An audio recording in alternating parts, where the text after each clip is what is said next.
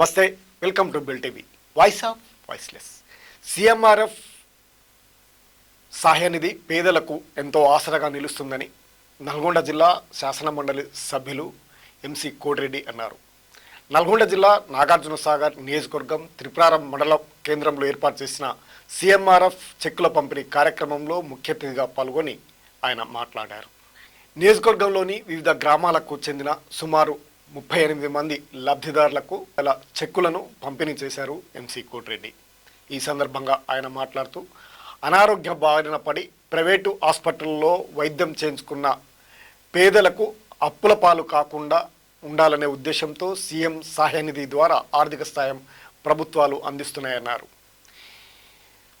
ఈ సహాయనిధి వల్ల పేదలకు ఎంతో ఆసరగా ఉంటుందన్నారు. ప్రమాదవశాత్తు గాయాల పాలైనటువంటి పేదలకు ఎంతో ఆసరనిస్తుందన్నారు.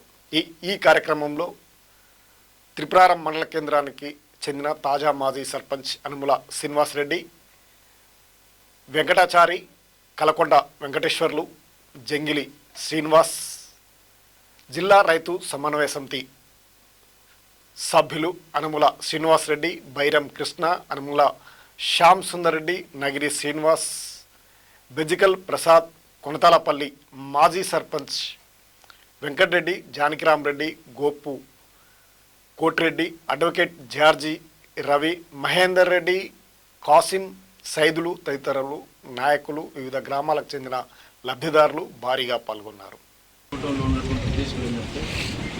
గత ప్రభుత్వాలే రాష్ట్రంలో ఉన్నటువంటి పేద వర్గాలు, పేద ప్రజలు అనారోగ్యం పాలై ఆరోగ్యశ్రీ కింద కూడా వర్తించకుండా వివిధ కార్పొరేట్ హాస్పిటల్లో 7 లక్షల రూపాయలు ఖర్చు పెట్టుకొని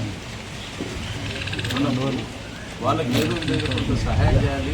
అంటే మీరు పెట్టుకున్నంత ఖర్చు ఎవరు చేయలేదు, కానీ 2 లక్షలు పెట్టుకున్న వాళ్ళకు 30,000 35,000 ఇస్తే వాళ్ళకి ఏదో మళ్ళీ పైన కొంత ఉపయోగపడుతుందనే ఉద్దేశంతో ఈ సీఎం రిలీఫ్ ఫండ్ పెట్టడం అనేది పెట్టిన.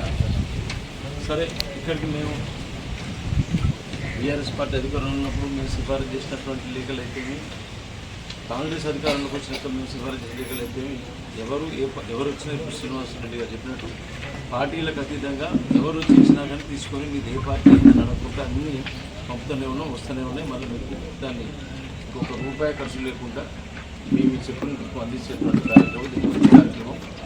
సరే, మాకు తెలిసినటువంటిది అన్ని పార్టీల నాయకులతో ఉన్నటువంటి వివిధ ప్రజాప్రతినిధులు సీఎంఆర్ఎఫ్ బిల్లులు తీసుకపోతే ఎందుకు పెట్టాలి, ఎవరు పోమన్నారు, ఉస్మానియా హాస్పిటల్ ఉంది, గాంధీ హాస్పిటల్ ఉంది, ఎవరు ఖర్చు పెట్టమన్నారు, మేము పెట్టమని కూడా అంటున్నారు అనేటువంటిది నాకు రకరకాలుగా తెలిసినటువంటి సందర్భం ఉంది.